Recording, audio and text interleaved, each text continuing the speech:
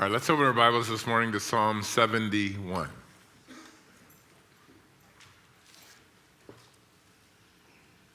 There's no introductory signature on this psalm, although most scholars, those who are well versed in Hebrew, agree that David's fingerprints are all over this psalm. It is certainly his style of writing, unique to him. David wrote this in his old age. And just so that you know how insightful I am, I learned that from verse 9 where it says, "Don't cast me off in my old age." And again in verse 18, "Now that I'm old and gray-headed." So here's a psalm written by David, we believe, when he is much older. And yet he looks back with some peace about the life that he has lived, a measure of satisfaction over his walk with the Lord. And yet he faces some enduring kind of besetting trials that seem to be going on to the bitter end. One thing for sure, life's battles don't go away when you get older. Even when you possess your full strength as a young person, things don't change much. Well, I'll get older, it'll be easier. It doesn't get easier. One thing David had going for him was an extremely good memory. In fact, there's only 24 verses in this psalm, but there are 50 quotes from other psalms. It's almost like these are David's greatest hits. He quotes himself a lot. But I take mention of that because before you get too old, if you can fill your mind with the scriptures, they'll stay with you. We were on our full Footsteps with Paul tour last year, and we had quite a drive to the coast out of Athens. And so the bus was kind of quiet, so I put on my phone American Pie. Remember that song? And the whole bus sang every word. That's ridiculous information. I remember songs from the 60s like they were yesterday. I can't tell you what I had for dinner Thursday night. I had to ask my wife. There's something about filling your mind with the things of God so that they stay there. And it does seem like for David, now that he's running at less than full measure, if you will, the words of God are still overflowing from his life. We read in verse 1, "In you, Lord, I've put my trust. Let me never be put to shame, and deliver me in your righteousness, and cause me to escape. Incline your ear to me and save me. Be my strong refuge, to which I will resort continually. You've given the commandment to save me. You are my rock and my fortress. Deliver me, God, out of the hand of the wicked, out of the hand of the unrighteous and cruel man. For you are my hope, O Lord God. You are my trust from my youth. By you I have been upheld from my birth. You are He who took me out of my mother's womb. My praise will continually be to you." David, on his last lap, has spent most of his energy in his life serving the Lord. He finds his strength waning. His course in front of him looks more like an obstacle course than the finish line. But he begins this psalm by asking God for the stamina to finish well.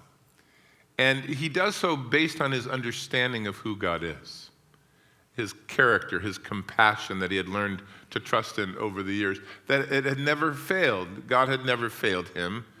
And notice the words that he uses. You're my hope, my trust, my strong refuge. You're always available. You're my rock. You're my fortress. You're the attending Lord since the day that I was born. You're the Lord, Yahweh, the one that makes promises that he keeps. David Livingstone's ministry ended in a place called Chichambo in a village in Africa. And by the time he found himself there after years of ministry, he was left virtually alone.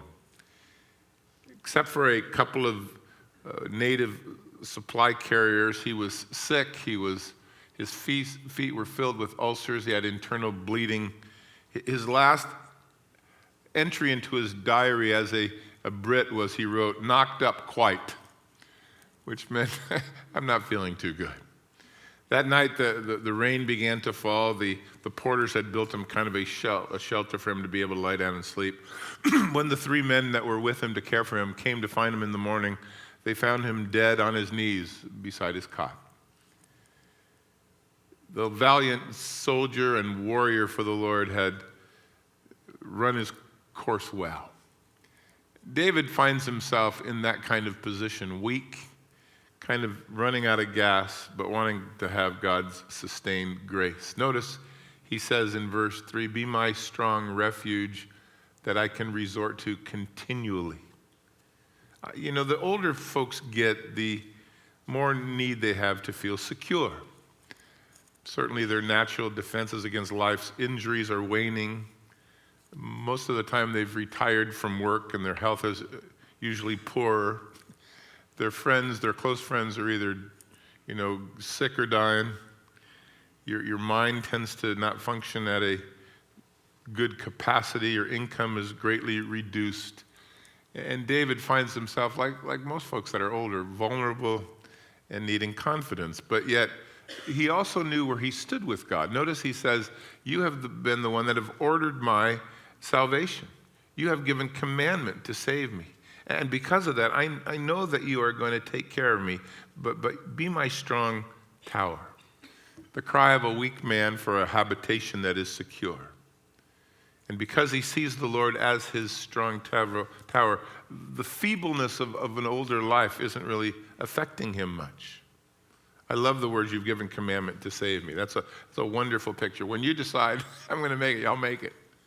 How can you not know that? David's misery in verse 4 was still found at the hands of others. He doesn't really say who they were. He just describes them as wicked, unrighteous, and cruel. Older, probably easier to be taken advantage of. The fighting spirit might be gone, but God's not. And so he turns in verse 4 and 5 and verse 6 to the Lord with great confidence.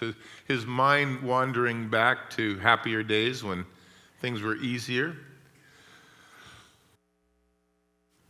He says there in verse 6 that you have upheld me since the day I was born. I've trusted you when I was a young man. I've relied on you since day one. He looks back to older times or younger days, I should say, when he could trust the Lord in all that he did. The cool thing about getting older in the Lord is that you have a lot of experience. You have the experience of years of trusting God. That you didn't have as a young person. There's nothing new under the sun. Satan's tactics don't change. God never forsakes you. He never forgets to help. His timing is perfect. His love is unchanging. All of those details of God's relationship with you should be more settled as you get older, especially if you've been at it for decades like David had, which is why it's so, I think, vital for you that are older to share with those in the church that are younger what God has done for you. It's why we have those ministries during the summer where we pair older with younger, because there's something to be said for, someone that's been around with the Lord for a long time. It's good to learn from others who've been there already.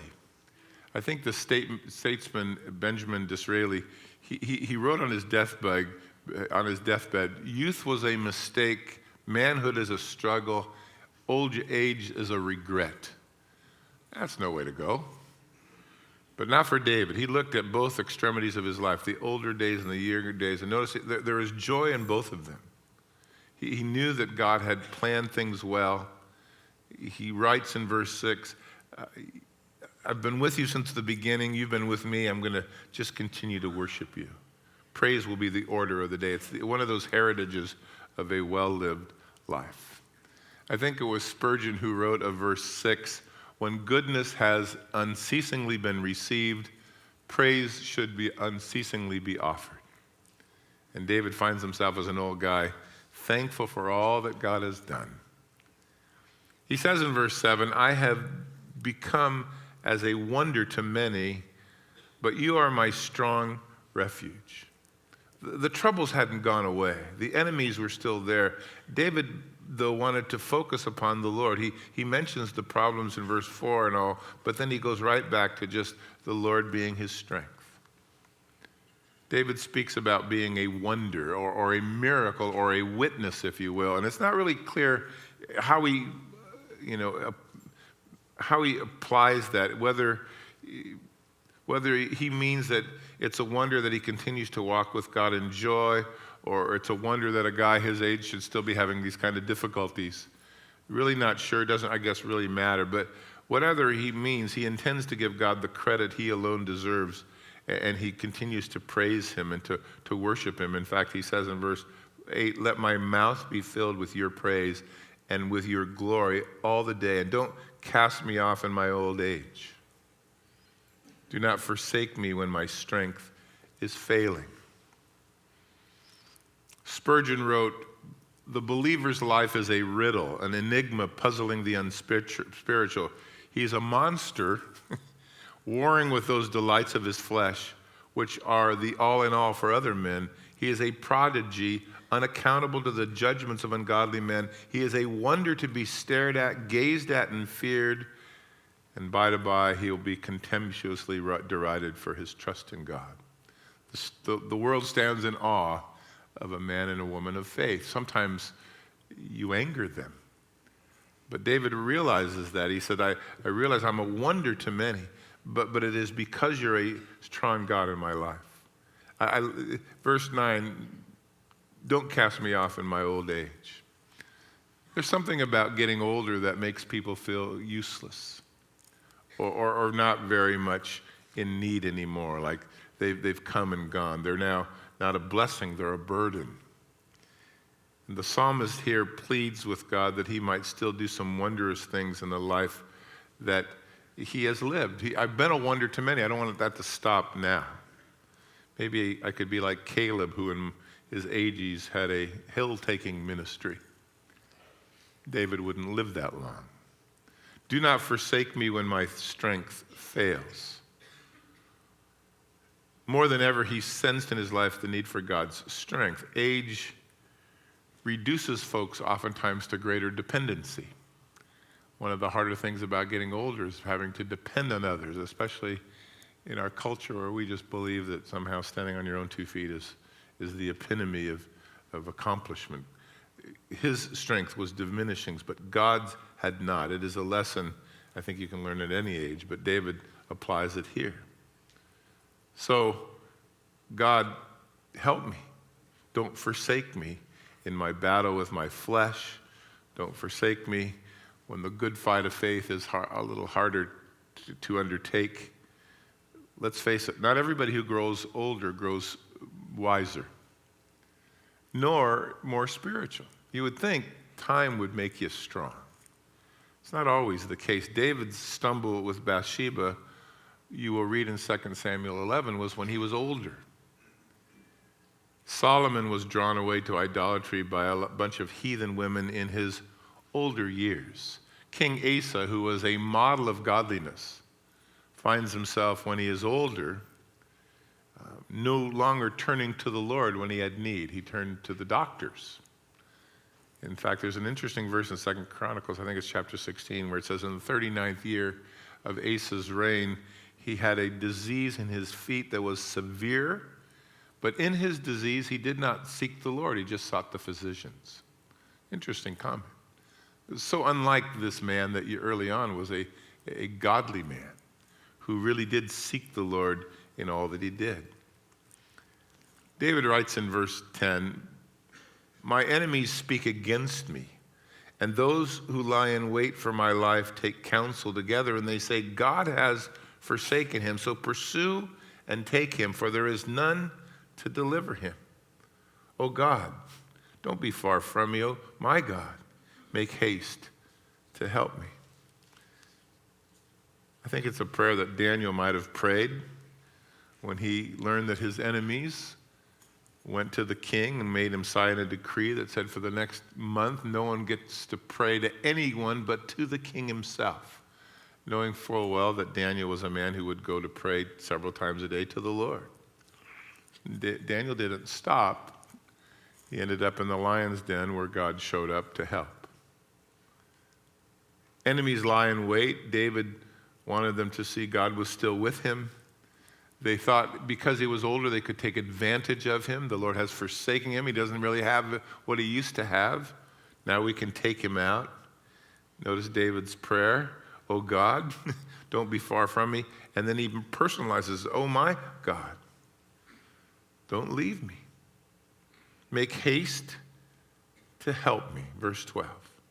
Apparently these evil-speaking enemies who claimed God had forsaken them were pretty close to him.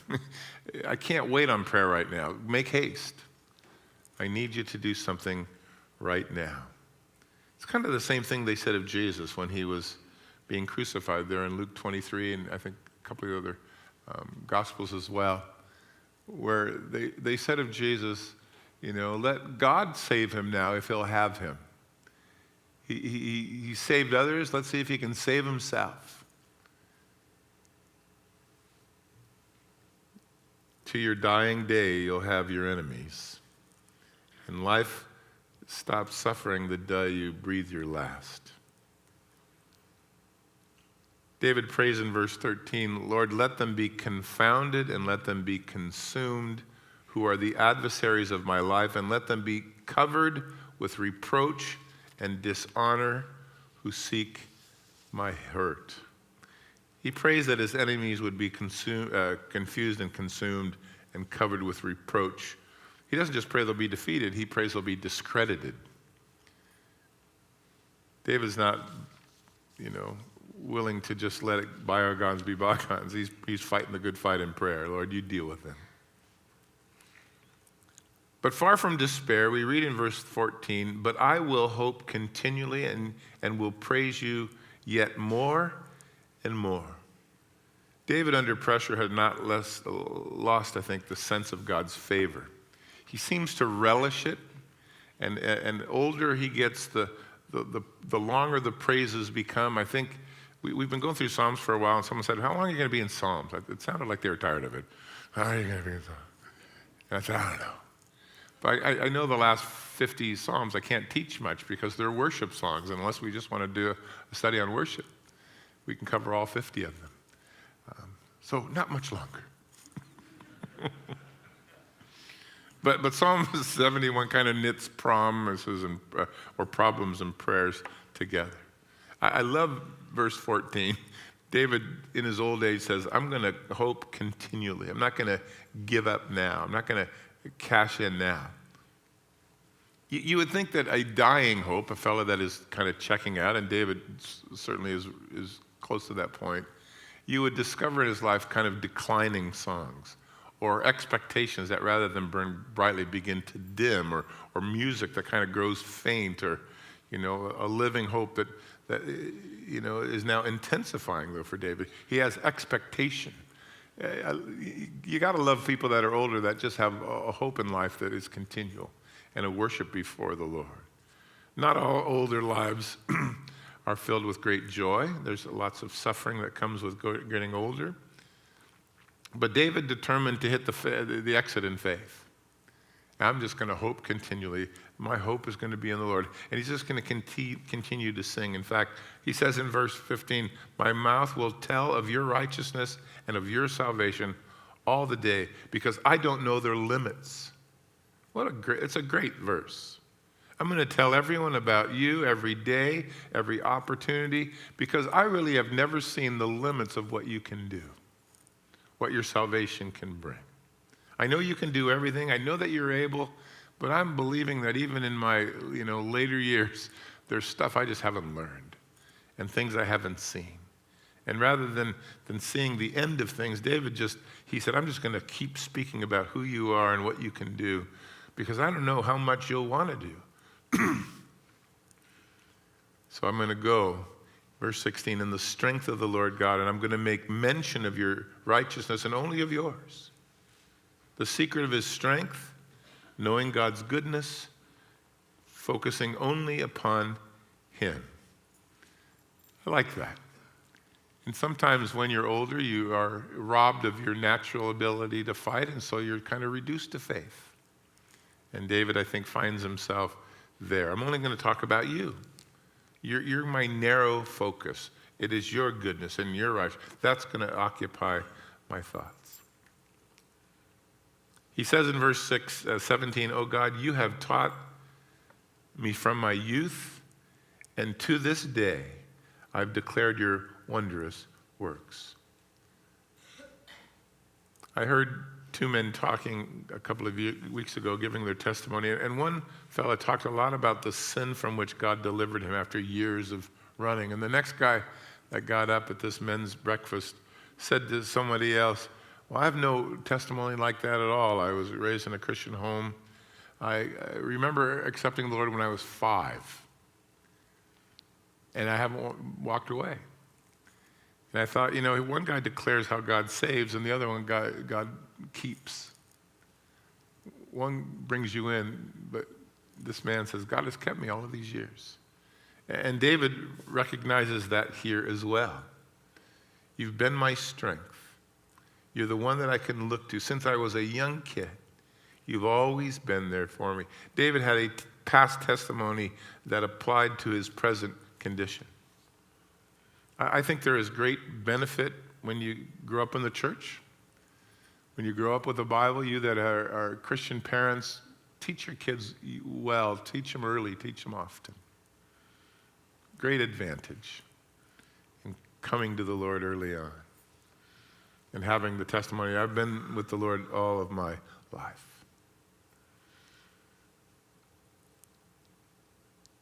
You, God, have been with me since my youth. Verse 18, but now I'm old and I'm gray-headed, which upsets me because at least he had hair.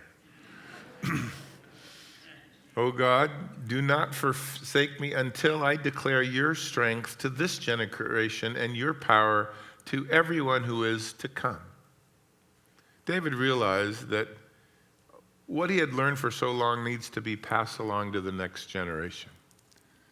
So important that they hear from you what God can do. The failure in the children of Israel early on, especially after the days of Joshua, was that parents weren't taking and telling their kids what God had done because their parents hadn't walked with God. So there was a generation who knew the Lord and his power. The next generation just knew the Lord, had no experience with his power. The third generation had neither. It's dangerous.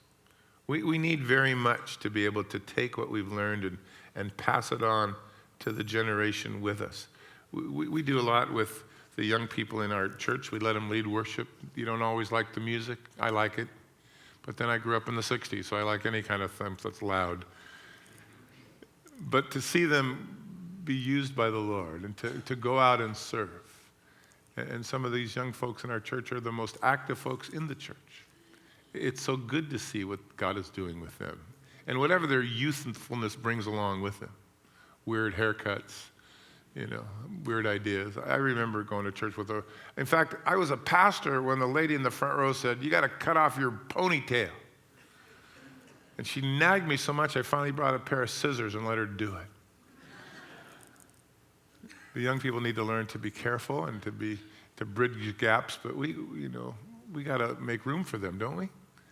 Because God is doing a great work with them. And I love David's prayer. He didn't feel like his ministry was over until the next generation knew the God that had raised him up. G. Campbell Morgan, writing on verse 18, wrote, there is nothing more calculated to keep the heart of the aged young than to stand by the young, sympathizing with their ambitions, heartening their endeavors, stiffening their courage by recounting to them the strength of God's stories that have taken place in your life. And David saw that. I mean, he's an old guy. I just want to make sure that the kids know you like I know you. And he found himself encouraged by that. In fact, he says in verse 19, also your righteousness, O God, is very high. You have done great things, or you who have done great things. O God, who's like you? It might have sounded like too much to ask for, but David realized the God that he served was great. God, you can use me. Even now, when I'm weaker and slower and don't remember as much, I remember you. It is the same song that you will find Moses with his sister singing at the Red Sea crossing. He'll sing it again when he hands the people off to Joshua at the end of the book of Deuteronomy. It's the same song that Hannah will sing when she dropped off her long-awaited son, Samuel, at the high priest to serve and to learn to serve the Lord. Who is like you? Good to know God has no equal. And David's request was, I just want to have an impact. I want to matter. I want to focus my attention on things that matter. David got involved with lots of things over his life, but in his older life, his focus was pass it along. Pass the things of God along. He writes in verse 20, you who have shown me such great and severe trouble shall revive me again and bring me again from the depths of the earth. You also increase my greatness. You shall increase my greatness and comfort me on every side. God had brought David through some severe troubles. Boy, he could write a book or two. Oh, he did. And though he was older, he still expected God to do great things. Influence, impact, comfort. So he ends with saying this. Also, with the lute, I'm going to praise you and your faithfulness, O my God. To you I'm going to sing with the harp, O Holy One of Israel. My lips are going to greatly rejoice when I sing to you. My soul, which you have redeemed, my tongue will speak of your righteousness all day long. For they are confounded, and they shall be brought to shame who would seek my hurt. He ends with, strike up the band. There are enemies here, but the work is important. The way to live and to wind down is to serve the Lord. If you're here and you're retired, don't ever retire from serving the Lord. You have a lot to share. There's a gentleman in the church here, or he passed away, who, when my parents died early, came with his wife and said, we'd like to adopt you. Everyone needs parents. And I went, yeah, I had parents. No, we're going to adopt you. And they took my wife and I in and have treated us as kids for the last 25 years. She calls me every week. I treat her just like my mom. I said, hi, love you, here's Debbie. Pretty much the same thing.